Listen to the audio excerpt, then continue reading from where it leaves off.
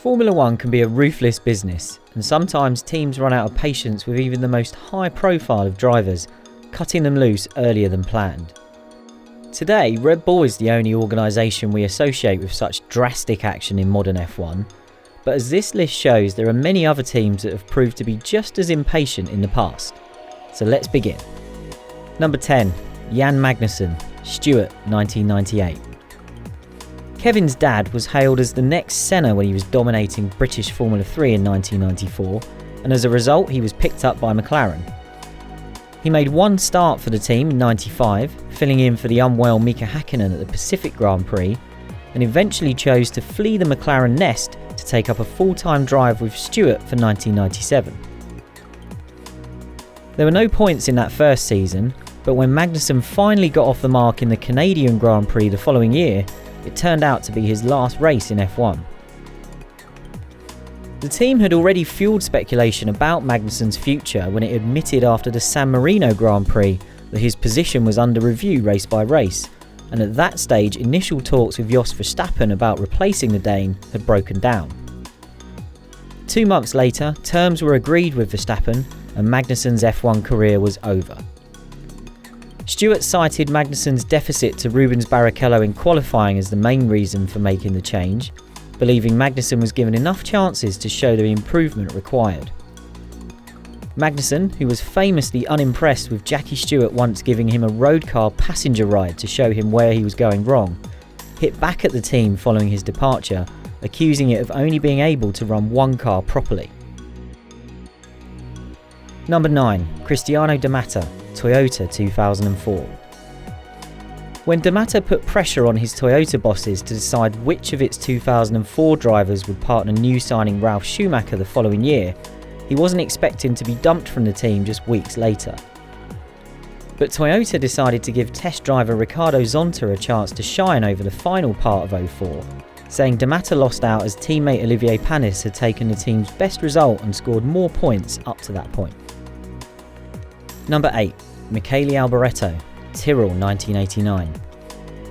Alboreto was 6 races into his new life at Tyrrell after leaving Ferrari when he was replaced for the French Grand Prix by Formula 3000 star Jean Alesi.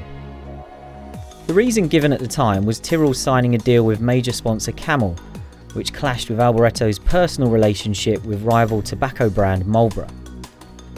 Alboreto arrived in France ahead of the race weekend, but felt he was being pressured into breaking his personal sponsor deal, with Ken Tyrrell stating that the seat was his to reclaim if he wanted it. But after the following race at Silverstone, Alboreto declared the relationship over, saying there was an issue with each side's interpretation of their agreement and hinting that there was something more to it than the sponsor clash. That suspicion was backed up when Alboreto then signed a deal to race for Camel-sponsored LaRousse for the rest of the year. Number 7. Nick Heidfeld, Renault 2011. Heidfeld earned a late call-up to the F1 grid for 2011 with the Lotus Renault team following Robert Kubica's horrific rally crash during pre-season, but he only held on to the seat for 11 races.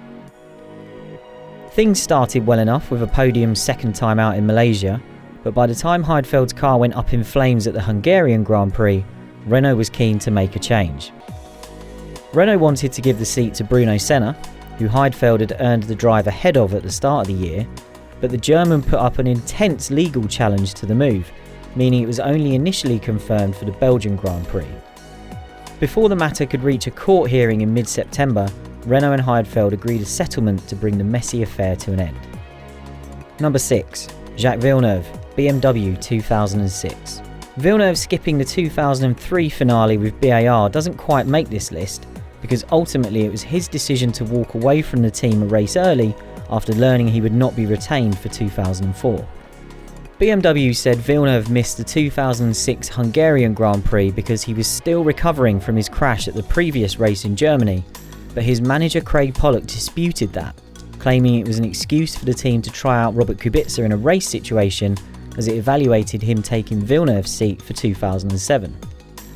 When BMW announced the day after that race that it had split with the 97 world champion, Villeneuve complained that he had been given no assurances about regaining his drive for the rest of the year. The team said it was happy with Villeneuve's performances, but it did admit it was unable to give him any guarantees about his future, with Kubica waiting in the wings. Number 5. Michael Andretti, McLaren 1993. Andretti's switch from IndyCar to Formula 1 with McLaren was unquestionably a disaster, but it's a story that strangely ended on a high note. After a forgettable incident-packed season, Andretti was set to be moved aside by McLaren for the Italian Grand Prix at Monza. However, thanks to some persuasion from his father Mario to let Andretti race in the country that is such an important part of the family's heritage, the 1991 IndyCar champion got one more start and finished on the podium. But by that point, even Andretti knew the game was up and that he'd be making way for Mika Häkkinen for the rest of the season. In the end, the official reason given for him leaving was that McLaren released him early so he could sign an IndyCar contract with Chip Ganassi for 1994. Häkkinen then admitted after making his first start for the team in Portugal that he'd been promised a chance to race at some point in the year, so perhaps once Ayrton Senna decided at the last minute to race for the team in '93, Andretti was doomed from the start. Number 4. Jarno Trulli, Renault 2004. This one ranks so highly on our list because of how quickly things unravelled.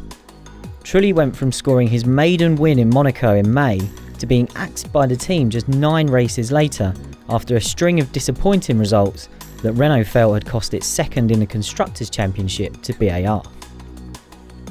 Team boss Flavio Briatore accused Trulli of failing to give 100% once he knew he was not staying with the team for 2005, calling him lazy and saying he had to fire the Italian out of respect for the rest of the staff at the team. Trulli, who had failed to score another point after being mugged for 3rd place at the end of the French Grand Prix by Rubens Barrichello, blamed the Renault car and felt vindicated when his replacement Jacques Villeneuve struggled in his 3 appearances for the team. Number 3. Roberto Moreno, Benetton 1991. The story of Moreno being shoved aside at Benetton isn't really about the little Brazilian, it's about the man he made way for, Michael Schumacher. Schumacher had only a few seconds of Grand Prix racing under his belt from his short-lived debut with Jordan at the Belgian Grand Prix when his management spotted a loophole in his agreement with the Silverstone-based team and used it to jump ship to Benetton. However, Moreno took legal action given he had a contract in place, and Benetton paid him $500,000 as settlement of his contract, including compensation.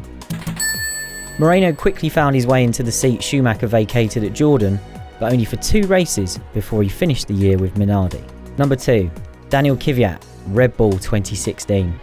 The Kvyat Red Bull story keeps on giving, to the point that he's now being touted as a potential replacement for Pierre Gasly at Red Bull Racing if the Frenchman fails to hang on to that drive. Following a calamitous start to the 2016 Russian Grand Prix, which prompted Sebastian Vettel to have a very public conversation with his former bosses on the pit wall, Kvyat was demoted back to Toro Rosso, in the process making way for Max Verstappen. Verstappen then won on his debut for Red Bull at the Spanish Grand Prix, while Kvyat hung on to his drive at the B team until towards the end of 2017. He was let go by Red Bull entirely for 2018, taking up a reserve role with Ferrari, only to miraculously be recalled to drive for Toro Rosso again in 2019. Who knows, perhaps in a future edition of this list, he'll be the first man to have been dropped by the same team twice. Number 1. Alain Prost, Ferrari 1991.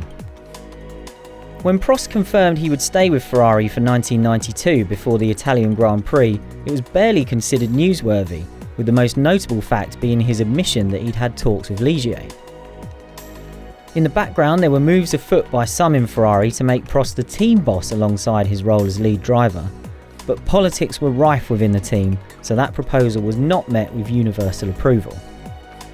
Weeks after that confirmation for 1992, Prost was publicly criticising Ferrari, saying he was unable to take a tyre gamble in the changeable conditions of the Spanish Grand Prix because of the stupid pressure Ferrari was under.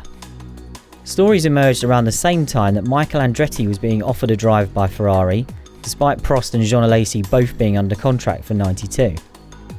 The American couldn't take up the offer as he'd already signed a deal to stay with Newman Haas in the States.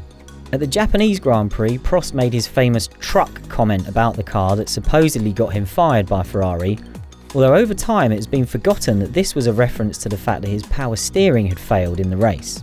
By now there were stories that Ferrari had signed Ivan Capelli for 1992, and on the Tuesday before the season finale in Australia, Prost was out, with Gianni Morbidelli making a one-off appearance for the team in his place. Things didn't work out that well for Capelli either. He lost his drive with Ferrari with 2 races to go the following season. That completes our countdown. Which drivers would you have included in this list, and would you have someone else at number 1?